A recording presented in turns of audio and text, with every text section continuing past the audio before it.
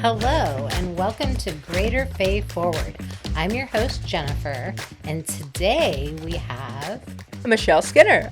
I'm Michelle, and I'm the general manager of the Fayetteville Woodpeckers. We like to start our podcast off with a segment called Fay Faves. What is your favorite thing in Fayetteville that you would share with a visitor? Absolutely. There are a lot of them. I obviously, top of the list, Fayetteville Woodpeckers baseball. Have to say that. Really what I love to do around Fayetteville, though, is, walk through downtown on a weekend, the restaurants, the stores. That's one of the best ways to spend a day in Fayetteville, in my opinion. I have to shout out North-South Brewing. That's my go-to spot. They have farmers market on Saturdays. They have trivia. They have everything going on, and it's right next to the ballpark, basically. So that's one of my faves. Yes, it's very close to home for you. And they do have so many different things to do. It's not just about beer, although their beer is really good. It is. Very good. Do you have any exciting news or upcoming events that we need to know about? Always. The ballpark, we try to keep it busy year-round. So coming up, normal season, we're about a quarter of the way into baseball season at this point. We still have every single night is a different theme. So we've got Harry Potter night, Star Wars night just passed. We will have Fayetteville Generals night where we have on-field jerseys, video game night. I mean, there's just something for everyone going on. And then outside of baseball, we have things each week from card and collectible shows to car shows to Alzheimer's walks. There's something going on almost every week and every weekend at the ballpark. I do love seeing all the different jerseys throughout the community. Like every time I see one of the specialty jerseys, I'm like, oh, they're enjoying the Woodpeckers. So I chose to wear one today. Yeah, it's a nice fit. A little bit about your history, how you ended up in this role. You were an athlete, correct? No. No, we'll take it back. I was always been a sports fan, but I did not play. I played golf in high school. I actually didn't love when people were yelling at me, and I played basketball, I think, in 5th grade, and that's where I tapped out and said, no way. If the parents are going to yell at me, I'm done. So I went to golf. It's nice and quiet. But I always loved sports, and I actually grew up a big Indiana Pacers basketball fan. I didn't care really about baseball at all. I grew up in Indiana, and we didn't have, a big league club there. But I did my internship. I went to Ball State and studied sport management. I did my internship with a minor league baseball team in Vermont and loved just the minor league aspect and the community relations of it and seeing the fans there every night and how much fun it was. And that's really what resonated with me. So it was more about the community involvement and the fun, which is why when people say, do you want to get to the big league someday and work for the Astros or work for, the Yankees or whoever? Not really. I love minor league baseball and what we get to do in our communities. So this really is your dream come true. Yeah, this is it. And I didn't really set out to be general manager. It just kind of networking and experience turned that way. It's been great so far. Hopefully it's been great for the fans in Fayetteville as well. But I've had a great time in my 3 years here. So I think that it has. I think that it's been such an amazing addition to our community. What do you feel like it brings, or what's your ultimate hope that it brings to our community? Yeah, I think sports in general bring just that sense of camaraderie and something that ties everyone together from on field, and you can cheer for the team and everything, but just, showing up at the ballpark and seeing your neighbors or seeing your friends that maybe you haven't seen in a few weeks or in a month. And it's just a meeting place for the community and somewhere that we can all get together and kind of have that common connection. Mm-hmm. I think it does really bring us together in the purest state. Yes. Right? Because it's always a good time. Right. Sports in general, but like going to a baseball game and getting your favorite snack, whatever that is, and cheering for your home team. Like there's something about that aspect of community that sports, brings a lot of value. Yeah. And it's such minor league baseball in general. And I mean, same goes for the marksmen and hockey. It's so community and entertainment focused that whether you're really a sports fan or not, you can have a good time at the ballpark or at the arena and enjoy the entertainment that's going on. Your kids will have a good time. Adults have a good time. We always like to say whether the team wins or loses, as long as you have fun at the ballpark, we've done our job, and hopefully the team wins, but we can't guarantee that. So we do what we can outside of that. Make sure everybody has a good time. Mm-hmm. What has been one of the most rewarding accomplishments for you, your time here? I think for me, it's just a mix of a ton of little small things. It's seeing, someone throw the first pitch or someone walk into the ballpark for the first time and kind of have that wow moment. We were on the concourse just this last Sunday, and they announced the play ball kid that got to, yell play ball to start the game. And his classmates happened to be standing next to me on the concourse, and they heard his name announced, and just their reaction of, hey, that's our friend, that's him, he's on the video board. It's just so pure and so rewarding to see, people come out and have a good time. And I try to be at the gates every game as people are leaving and just thank them for coming, and just to see everyone smiling and leaving the ballpark is really what it's about for me. How do you see the Woodpeckers contributing to the growth and the energy of Fayetteville? Yeah, I think we'll just keep doing what we do and hopefully continue to bring more events and some bigger events to the ballpark, and driving people, to visit downtown and to know that there's more going on, in the downtown area than just at the ballpark. Go down Hay Street and, get all the way down here, to Person Street, and branch out and see what's going on. We try to also promote a lot of different organizations that are maybe not downtown, and we partner with the Cape Fear Regional Theater and the Botanical Gardens, and we do work with the Marksmen some, and the NC Courage for soccer night, and the Carolina Hurricanes for hockey. So we try to bring together all the different things that you can do, right here in downtown Fayetteville, but in the surrounding area as well, and make sure that we are good stewards of baseball, but also just entertainment in the area, and that we can keep building on that.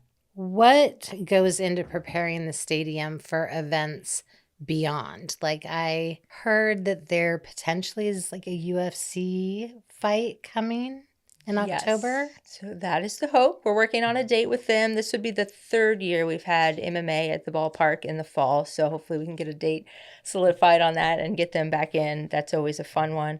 There's so much when we set up the ballpark that people don't see. Obviously, the fan facing, we have to make sure that the concourse is clean and the bathrooms are clean, and everything's organized. But downstairs on the clubhouse level, we've got 2 locker rooms plus the umpire room and the mascot room and the weight room and the laundry room and the equipment room, and just all these things that have to all be running at the same time. There's the batting cages, and then that doesn't even touch the food and beverage side and everything that they have to have ready to feed multiple picnic areas, multiple concession stands, kiosks, the suite level, and just everything. So that doesn't even touch the field. So we have a whole grounds crew that I was just going to say, the field in itself. Yes. When you guys have to cover it, and is the person you have in place like an award winning?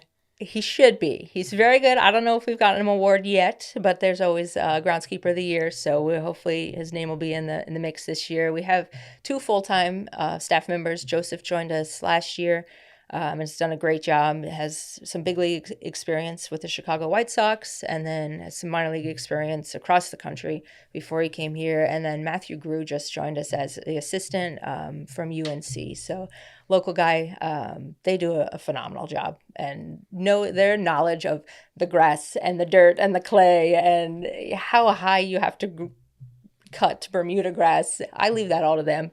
They know what they're doing, and I try to stay out of it. But on top of that, they have to be weathermen half the time and tell us when we need to pull the tarp and when the storm is coming and when it may pass over us and everything. So there's a lot on their plate, and they always get on us and don't step on the grass, and we always tell that to the fans, don't step on the grass. But it is true. The more wear and tear makes their job a lot harder. So we try to be respectful of that, so that when it does come around and we say, hey, we're going to put an MMA ring at home plate, or we're going to put a concert in center field, they say, okay, fine. And they let us know the best way to do that with the minimal impact on the field. because they're the ones keeping it perfect Yes, for yes. play. What's one fan experience or stadium feature that people may overlook, but you think really makes the Woodpeckers and Segra Stadium special? It's a great question. I would say if you haven't just walked the full 360 of the concourse during a game, that is a big one. You can basically, from foul pole to foul pole is general admission. So you can walk anywhere and grab a seat at the drink rail. You can sit right behind the right fielder and, almost be part of the game at that point. So just seeing those different viewpoints is great. You can upgrade your ticket to the club level also if you don't have a seat up there. And it includes a 2-hour buffet. So you can sit in the air conditioning on those, July nights that are 110 degrees outside with the humidity. And you can sit up there and have, air conditioning and some food. And it's not too expensive to do that. We also, a lot of people don't know that the suites are $900 a night, and that's 20 people. We've got the dugout box where you're basically sitting in the on-deck circle right next to the home dugout, and it's $600 a night for 14 people. So there are a lot of, reasonable ways that people can have some family outings, group outings, and sit in some unique areas that aren't as expensive as you may think they are from a big league level or something. Yeah, I think that's a really solid point. People don't realize that when you have a group, when you split that across the group, it's really not that expensive. Right. For a really memorable experience. Mm-hmm. Yes, for sure. And some of them have a food credit included. So you're going to get the tickets, you're going to get some money towards your food. And, our sales guys can always help people with that and find the right fit for them. And the food is amazing. Melody and I were just talking about, because she did Mother's Day this year. I did it the year before. And that was such an enjoyable experience. Those fans are amazing. So we weren't in the AC, but the fans on us were nice. And the food was exceptional. Yes, we have a full-time chef. I think that's a common misconception that it's just ballpark food. But if people find... there is just ballpark food, right? If you go to the concession stand, we have a hot dog, we have a hamburger, we have the basic nachos and everything. But if you kind of branch out a little bit, the club level buffet is made by an in-house chef. She does a phenomenal job. Her name's Sierra. If you want a higher scale hamburger and you go down to Bagwell's, there's gourmet burgers down there with all kinds of different toppings. Stubby's has the special hot dogs with macaroni and cheese on them. And we have a different feature at both of those stands, each home stand that changes. If you want barbecue, the best kept secret we have is Bully's Barbecue down the third baseline. It's kind of tucked around a corner. You can get 3 sliders and 2 sides, a full plate of barbecue over there, which is really good. And if you think, it's, I got to feed a bunch of kids, it's kind of expensive. We do have kids hot dogs, kids hamburgers at the main concession stand behind home plate that are, I believe, less than $5. You can add a soda onto that. So we do try to have a variety of things for everybody. We also have Sundays, Sunday Fun Day. You get a family 4-pack. You use promo code FAMILY. You get 4 tickets, 4 hot dogs, 4 sodas. I want to say for around $60. So you can't beat all that. in with your food. And then I think next Tuesday, we're rolling back in 2024. We did 910 days. So it was a $9 ticket, $1 hot dog, 0 worries. That's coming back next Tuesday. That's amazing. So we'll announce that. If we haven't yet, it should go out on social media soon. Have there been any events or community moments that really reminded you why this work matters? Anytime we get out into the community and can really connect, it kind of brings that back to us. So we do Play Ball Weekend every year, which is a Major League Baseball initiative that all Major League and minor league teams do, but it's free clinic to kids. We sometimes have up to 200 kids come to the ballpark for a free baseball clinic. They all get to take home a wiffle ball bat. This year, we are partnering with DBAT, and they're going to host the clinic at their facility and kind of change that scope a little bit. But it'll be the same thing. You get a wiffle ball bat. If you participate, you can sign up online. We are going with Bunker to Buddy Baseball this Saturday to play with those kids for their last game of the season.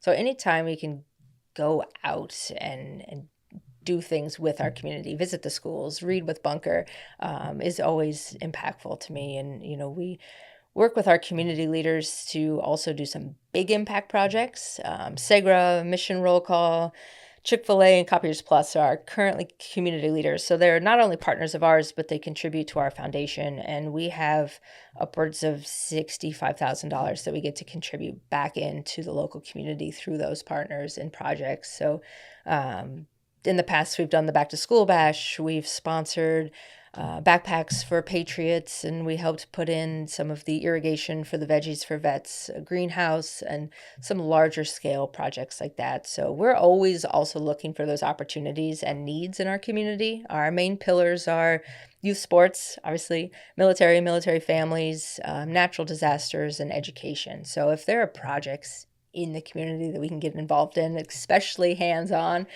that's what Brian Knight, our community relations manager, is always looking for. Looking ahead, what's your vision for the future of the Woodpeckers and Segra over the next 5 to 10 years? I think, well, one, championship. That's always, we can't control that, but I'm going to always say that. We're going to bring a championship to Fayetteville, hopefully before 5 years. But beyond that, what we can control is really leaning into our new ownership group. Diamond Baseball Holdings is really pushing non-baseball events as well. So we want to continue to bring those events to the ballpark and grow those events. So concerts, they do a lot of routing of different traveling shows. So it could be Nitro Circus. It could be, obviously, Banana Ball is the big target that we all are pushing for. But now that we are a part of that larger ownership group, that is a focus of theirs that they'll push on. So we want to use the ballpark to its full potential, and we always have to protect the grass. So we'll go back to that in the conversation, and that field is very important to us. But if we can use the ballpark in more ways and bring bigger events that maybe otherwise skip over Fayetteville or end up in Raleigh or Charlotte, and we can bring them here, that's our goal, is to keep growing what we're doing here at the ballpark. That's exciting. I think that it's such a benefit to our community that we can be not baseball's amazing. I love going to the ballpark. I love a baseball game, but to be able to bring other things that are kind of outside of that scope for people who, maybe sports isn't going to pull them out of the house, but something else would be amazing. Yep. What do you feel? Because you were raised in Indiana. So you've been in Fayetteville for... It's the fourth year. I don't know if I ever told you this, but your first game, I met all your friends before I met you. I met them downtown at Reverie, and they were so excited. And it just always struck me as how sweet that all your friends would come from out of town to support you on that level. I mean, obviously, very big deal, but you had quite... The crew here, I feel like it was between 4 and 6 people that I met. And that was fun. That was just fun for me because it was so random. They're like, we're friends. That was the New York crew. So I'm from Indiana, but I lived upstate New York for 13 years. Worked for the minor league baseball team in Troy, New York. So some of them I worked with, some of them are friends through that. So yeah, they rolled deep that first year. Trying to get them back down here now, but they loved Fayetteville. So that was great for me to be able to have them see where I am now and come and support was so much fun. And they rave about Fayetteville and how much fun they had. They were definitely out exploring, having the time of their life. They were. We went to the museum on base. We went to ASOM. They hit every store, I think, on Hay Street. So yeah, it was a really good time.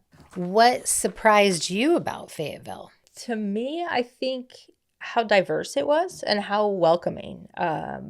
We moved, again, upstate New York. My partner and I, Nicole, moved down, and we're not really sure what to expect. She's born and raised in New York. I'd never been to North Carolina at all. We came to visit once before I accepted the job. And from that point on, everyone was just so accepting and so welcoming, and it's arms wide open. And then the people we met, we lived the first year right in the Prince Charles in front of the ballpark. And it was such a fun community. And we met people from the Chamber and from, Fort Bragg and from the downtown community and from all over the world. We have one of our good friends is from the Seattle area that lived in the Prince Charles, and others are from, Connecticut and New York. So it was such a melting pot, even in that building, but in the community as a whole, that, we felt right at home immediately. And it's been so cool to meet people from all over the place. I think maybe that's what people don't realize about a military town is the ripple effect of that is an incredibly diverse community. For sure. Like you really, it's so unique. I had never lived in a military town before I was here either. And just what you get from that beyond, obviously, we're very proud to be home of Fort Bragg, but I think the community that's built from that is really something special and not something you find everywhere. Right. And we've all heard it that, there's nothing to do in Fayetteville, and I've never felt that way, from the time we got here, and from the different food, and the Astros, when they would come visit us, when they were our owners, would say, oh, Fayetteville has every chain restaurant you could ever want. And then we started pointing out, we made them go eat at all the local restaurants too. And, took them to Circa and took them to Bees and Boards and took them, to all these different places to show them that, yes, we have great chain restaurants and those are great, but Fayetteville has a really good culture and community here that's from Fayetteville as well. There's so much to do and so many things to see. And I haven't even gotten to the tip of the iceberg yet. No, it's my job. And I learn new things every day. Like my hit list on food alone. I think we get put in a box sometimes. Yeah. It's just a one-trick pony. And I think that once you start to venture and actually see, we're a mini food and bev city. Yes. We really are. For sure. We have a thriving arts community. We have a sports community. We have so much to offer that people maybe don't realize. And there's a time and a place for Chili's. I love Chili's, but we have some really exceptional restaurants. Absolutely. But also great hot dogs at the ballpark. We can't forget that. Fayetteville's continued to grow and evolve in recent years. What positive changes have you noticed in the community since the Woodpeckers started playing? Since I've been here, I think it's just been the amount of people that are venturing downtown and spending more time out and walking up and down Hay Street. And I think that extends also to Fourth Fridays and the festivals at Festival Park. I think people are really leaning into what we do have to do locally. And I think I've stopped hearing it quite as much about there not being as much to do, that people are finally realizing, oh, wait, there is a lot to do here. And, the support that we've gotten has been fantastic. And I've seen, obviously, that translates over the Marksman great following. Liberty basketball that just started, had a great home opener and put in a really good season. And people are really supporting what we do have here. And I think I've seen more people seem proud of that and really lean into that. And maybe some of that naysaying of it's Fayetteville has, I think, lessened. Maybe I just stop hanging out with those people, but surround myself with positive people that really like where we are and want to make this, this is home now. So we need to make the most of it, and we can have nice things and we should have nice things. If we support them. Exactly. So if we support them.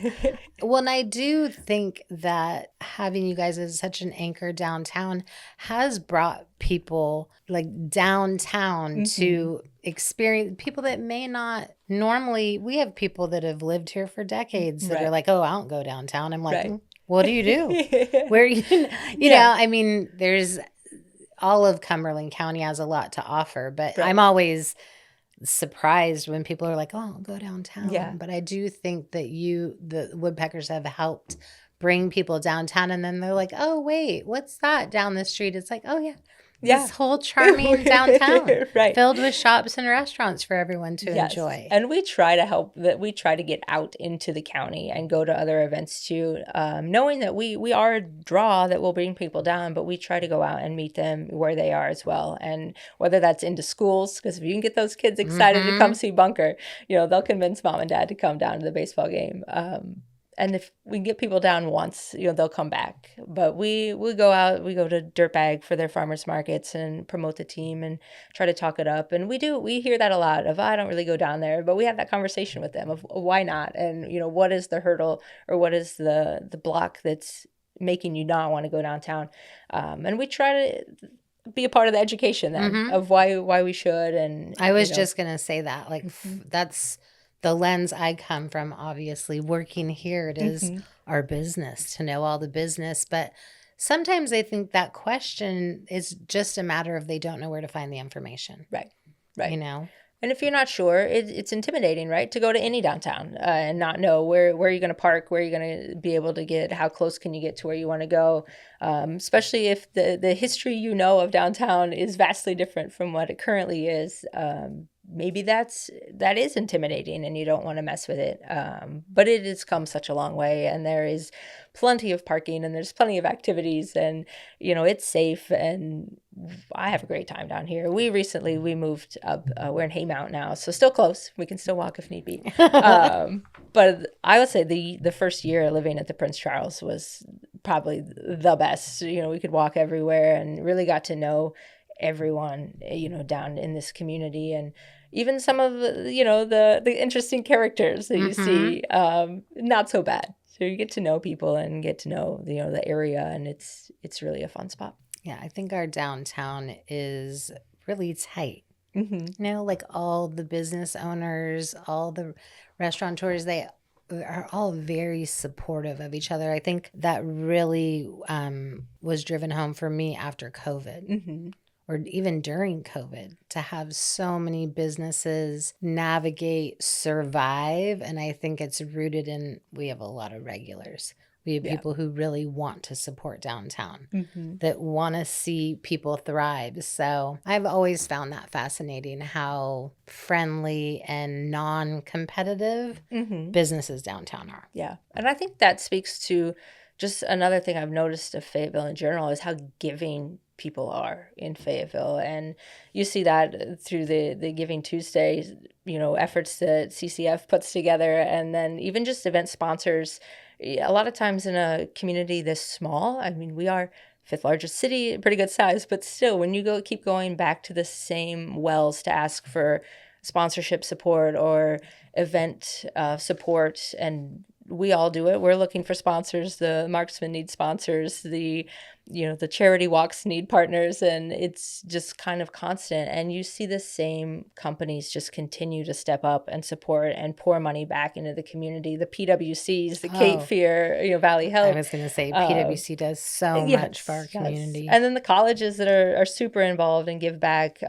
It's just been really impressive to me to see how much everyone supports everyone. And it goes back to your point of, it's not a competition. It's, we can all succeed as one if we all help each other. And that I see that in the leadership of a lot of organizations through town. And if we can continue in that path, Fayetteville will be unstoppable, and we will see the great things that it can be. It's just, we all have to keep that mindset of, we're not competing with each other. We're all moving in the same direction and trying to make it best for everybody. I always say, like, we're all on the same freeway in different lanes, headed to the same place. Exactly. So it's just easier if we look out for one another, lift each other up when we're able to, and understand that, everybody's trying to reach that goal. We all want to see Fayetteville and Cumberland County thrive. But they should all use their turn signals. No. I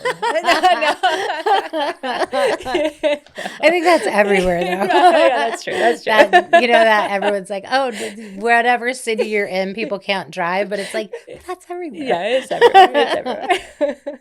I will say, I'm always giggle just when people talk about traffic, just because where I'm from, I'm like, that traffic on Skybo is really not that serious, guys. Right. I would sit in that any day over a parking lot on the 405 in Los Angeles. So if someone is visiting Fayetteville for a game or event, what do you hope they walk away saying about our city and our community? I think we've touched on a lot of it. I think the diversity and the welcomeness are really the main things of, hey, this was a really fun place to visit. There's a lot going on here. And maybe they've misjudged it in the past and they leave with a different mindset and want to come back in the future. I love that. I just had a visitor come in last week. She had been stationed here 20 years ago. She's like, oh my gosh. She was just so blown away by downtown. And she's like, I gave her all her little literature and wrote her a little, like, we have, our recommendations for things she's interested in. And she was, to see someone that had been here 20 years ago come back and see the growth and be so blown away was really nice. I think that we have so many people within our community that really pour a lot of time and effort. And I can see it. I can see the little ripple effects. Yeah, for sure.